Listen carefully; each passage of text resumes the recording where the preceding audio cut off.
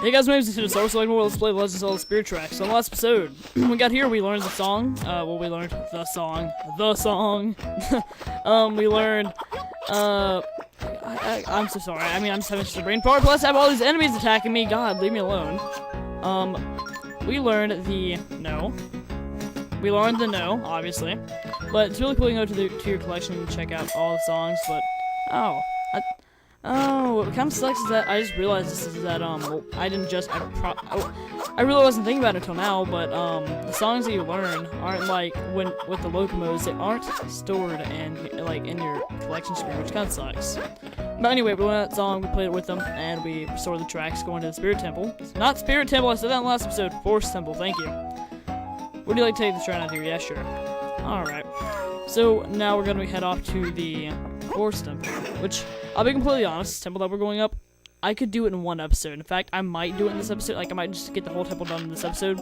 I wouldn't be able to beat the boss and be completely dumb, but I'll, like, do everything leading up until the boss in this episode, but it's a really short temple. It's a really short and easy first temple.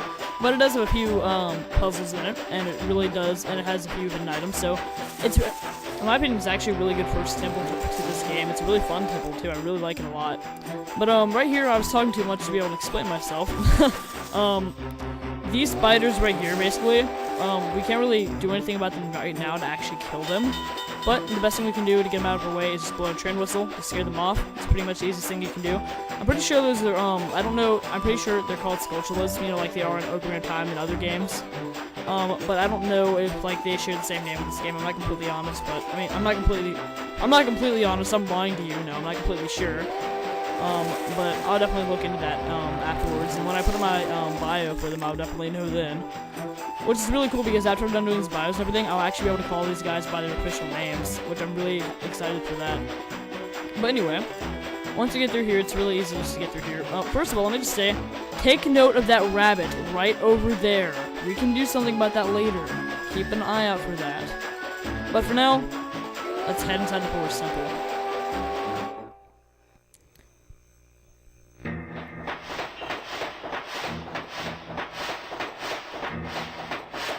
And right here, what you're hearing, like, when we first pull in, that's the main dungeon theme. Don't worry, it's not used for every single dungeon. Every single dungeon has, like, their own different themes.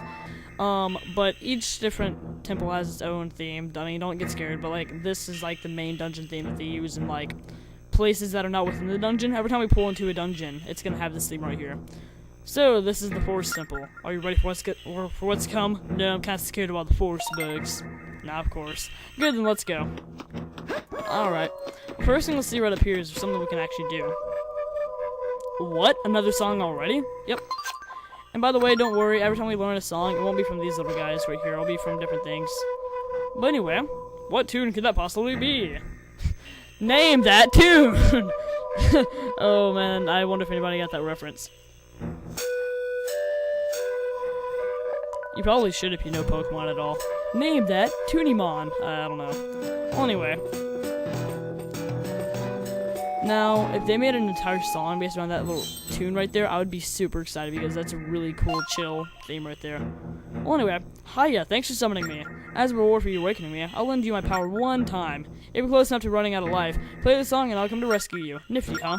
Oh, and one more thing, you can't just summon me anywhere. You can only summon me in a place with a lot of energy, like a temple with soured spirits. So basically, what she just said, and don't worry, like, it's not a fairy, like, we don't have, like, a new guardian or whatever. That thing right there had nothing to do with the storyline, and it's not important at all. But basically, it's kind of like a backup potion. See, in this game, you can only hold, it doesn't show, but you can only hold 2 potions. And that kind of sucks. So what you can do is you can, you know, get out this right here, play the song, and you can heal yourself. It's really cool. I don't normally use it too often because I mean I'm really not pretty good at this game, I would say. And there's a lot of hard places. Whoa! I got lucky. I got a software school. Awesome. I ran into a random software school. Awesome. It's really cool. So anyway, first thing you'll see is if you're looking at the map, it's very simple. It looks very simple so far. It's really, like I said, it really is an easy place. But, look across, and we have a switch right over there. We can't hit it with our sword because we're too far away. But come over here, and we can lift these guys up right here. We want guys. I think they're nuts or whatever. I actually wish I could learn the actual official term for it. I actually don't think they have an official term. But anyway, hit the switch, and we can go across there now. If you look right up through here, we can't quite go there yet. We need to hit a switch or something to open up that door. And right up here, try to run to the poison. It'll do you damage. Don't do that. I just did it to show it off. Oh, anyway, doing a cool little shot. I love like Link's like he does right there. Okay, these right here are we've seen them before, but these are called pinuts. Pinuts, I'm pretty sure that's what they're called. The green ones take 3 hits. The normal ones, as I would call them, take only 2. So that's something that I noticed that I thought I'd point out. And we have a floating heart. Now, this will actually happen a lot through dungeons where you'll go in a door and Link will go, and a door will, a surprise door will, trap you in. That happens a lot. But anyway, this is not required, but it's really cool right here. You can get a big rupee, big green rupee. And basically what that does is it gives you 100. Pretty cool. And this game, there aren't any wall upgrades. It's a complaint that a few people have about this game, but I'm actually kind of glad they didn't put that in. I mean, don't get me wrong. I think it's cool, how they add extra content by adding the wallet upgrades. But I'm kind of glad they didn't do it in this game. This game has enough going for it. It already has enough to do. Anyway. And again, what? Another surprise door. You'd think Link would learn by now and look at, how the door looks. Notice that they're different from the rest of them. And I go through the door, but nope. Link is a fictional character. Okay. And, I actually practiced through this before I recorded this video. And I got this place done, and, with not facing the boss, I got it done in 19 minutes, so that's really not bad. Like I said, it's a really short dungeon. Oh, and I wasn't even paying attention to the fact that we just got... Anyway, we got the whirlwind, I'm pretty sure that's what it's called. I wasn't really paying attention to the actual name, and I do apologize. I was, paying attention too much, and I'm just doing stuff without saying what I'm talking about. I really apologize for that. See, these little purple poison clouds, I'd call them. Well, wait. Oh my god! Did I just discover something? I never knew that. Oh, that is so cool. Okay, normally you're supposed to go and blow on them, but I just got rid of them with a spin attack. Wow, I never even knew that. That's actually probably a speedrunning tactic. Probably. But you see this right here, it has little, I don't know what to call them, but it looks like it would catch wind. Blow on it.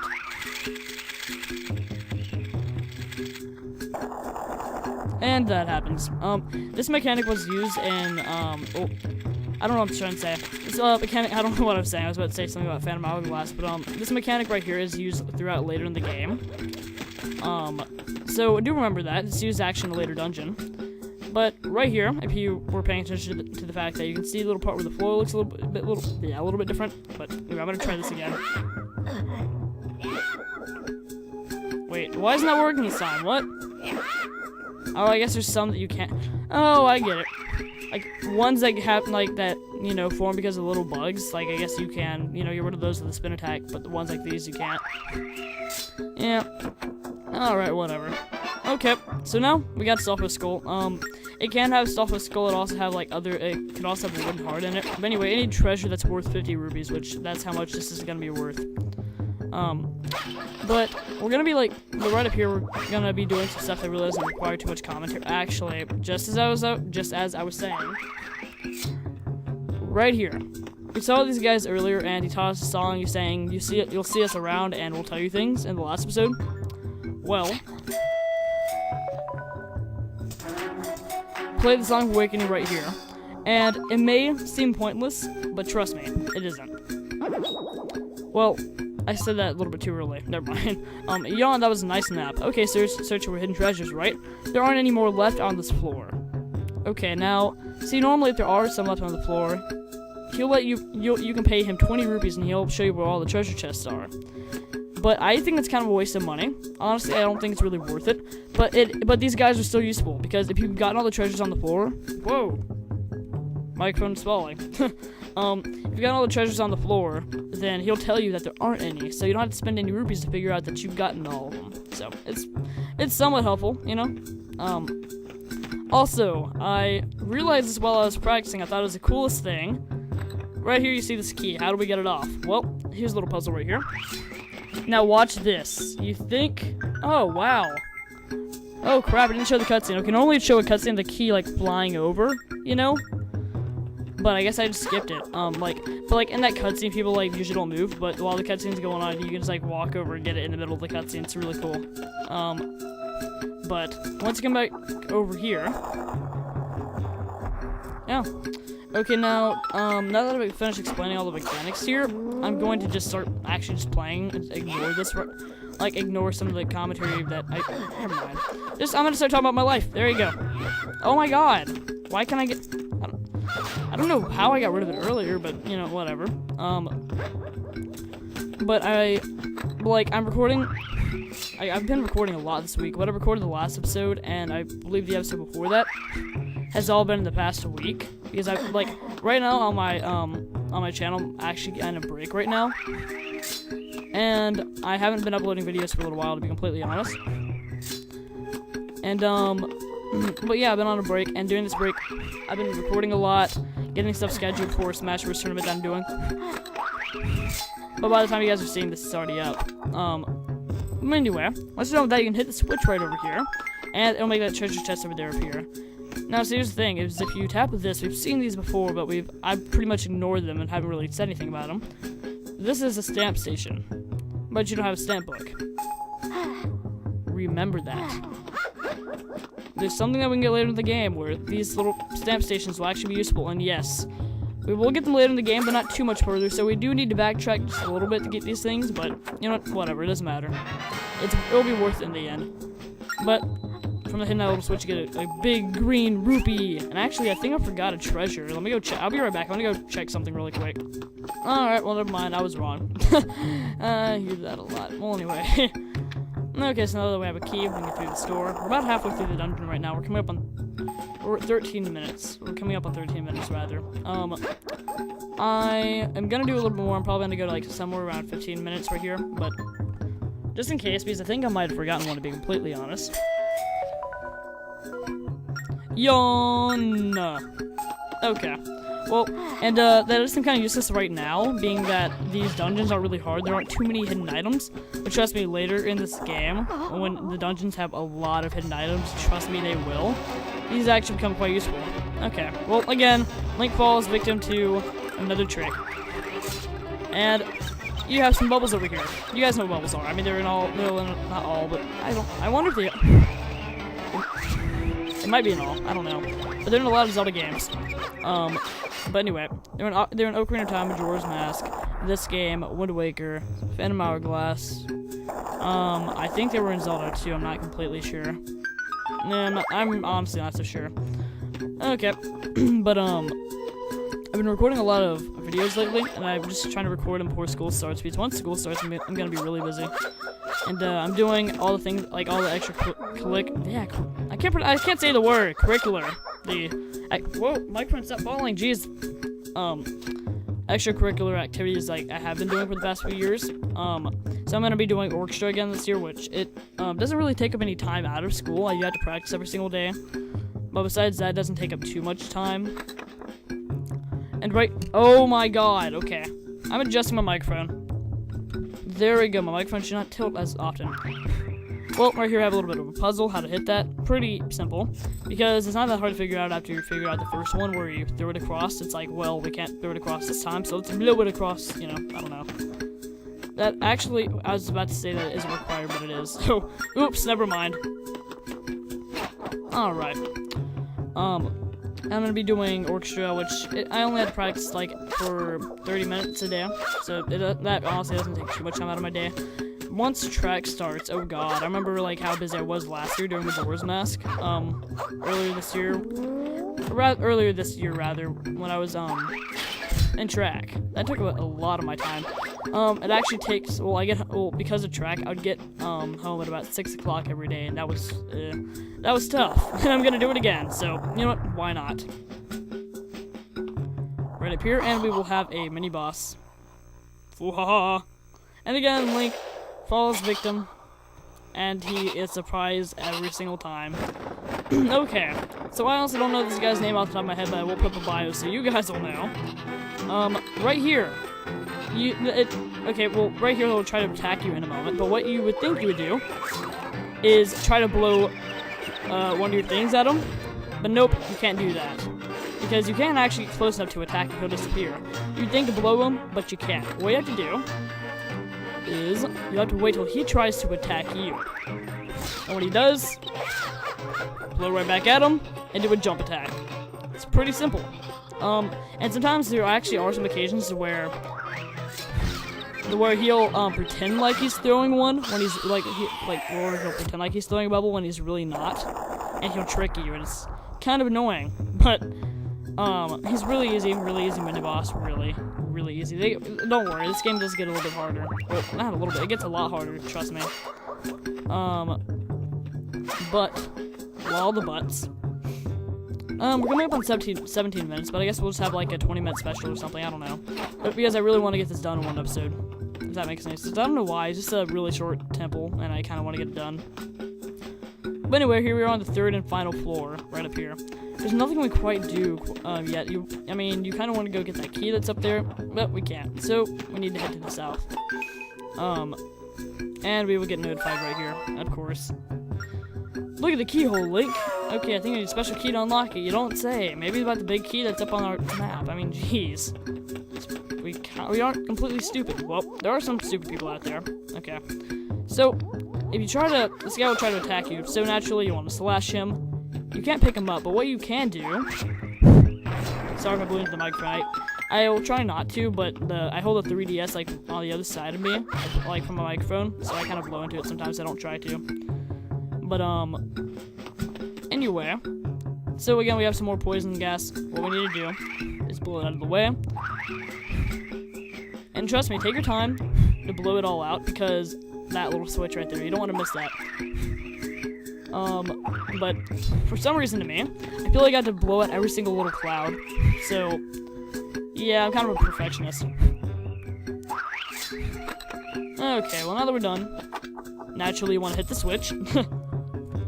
And a treasure chest will appear. Now that will have either a pirate's necklace, it'll have a treasure that's worth 150. A Ruto's crown, yep.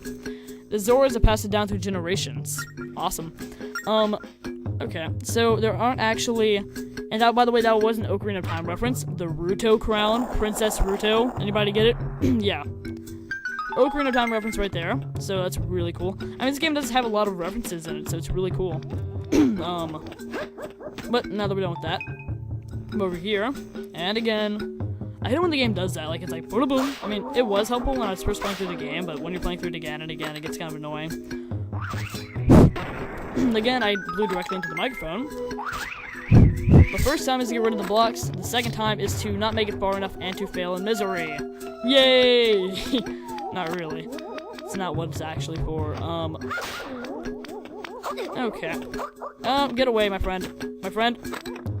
Oh, God. Please. Oh, that didn't quite work. Oh, God. No, it's really annoying because you don't want them to be right next to each other when you slash them, because if that's the case, if you try to blow both of them at one time, they will, like, blow each other out. So it's really annoying. Let one guy sit over there, have the other guy like that, away from him. And, of course, I screwed it up. Thanks. Oh, my God. And this is kind of an annoying mechanic right here, but remember, because it shows you in the boss battle. That does get kind of annoying right there, but it's the only annoying part of this temple, in my opinion. But don't let this guy attack you, and just either you can blow him up if you want to, or leave him alone, because I don't know why. Like, I feel like I need to kill every single enemy there is. I don't know why I did it, but again, perfectionist. So now, again, we will get notified by Zelda. That big key looks like it opened up the door in the room over there. Let's take it over there. Okay. But if you look at the map that's behind it, like a wise person would, looks like this is a map of the room. Oh, really, Captain Obvious? What are the skulls and what do the arrows mean? I'm guessing the skulls aren't good. So, as she says, yeah, I can't even talk. Well, as she says, the skulls, obviously, not very good. You want to kind of avoid them. But it's notifying you to take the path that the arrow puts. So, draws up a little line, kind of like the one up there. and I feel like this is a really cool mechanic that like I mean, see, you think like you really want to use the double, like the other screen, and you know, you only use it just for the map. I'm really glad they like put in another function for it, because you can write yourself little notes, you can write yourself little paths, and I'm really glad they put that mechanic in the game to where, like, I mean, of course, like, they could have just, like, made it to where, you know, you just use a memo, and I mean, it's there, but I mean, just for writing notes and stuff, but I think it's really cool, like, how they made it to where you're required to write yourself a little path. Well, not here, actually, because you can see how the floor is different, and you can easily avoid those places, but it does actually become useful later in the game. But floor 4, floor 4, floor 4. That rhymes. Okay, we have plenty of hearts right here. They give you 6, which you don't even have 6 heart containers. So naturally, you would want to run up to the stairs, but read this first. Step to the blue light to return to the entrance of the temple. Right here, this is a really cool mechanic. Is if you decide you need some more potions or stuff to face the boss, then you can just save and quit and go out of here. And this appears at the beginning too, so you can go from the beginning to where we are right now, or from here to the beginning, if that makes any sense. But anyway, we're at 22 minutes, and this episode has been way too long. Sorry, I just kind of want to get this done in one episode. I really don't know why. It's the way that my brain works, and I've been talking way too much in this episode. But you know what? Whatever. It's commentary. What are you gonna do? Thank you guys for watching this episode of Legends of the Spirit Tracks, and next time, we're gonna face the boss of the Forest Temple. So, thank you guys for watching. I'll see you guys next time. Goodbye, guys.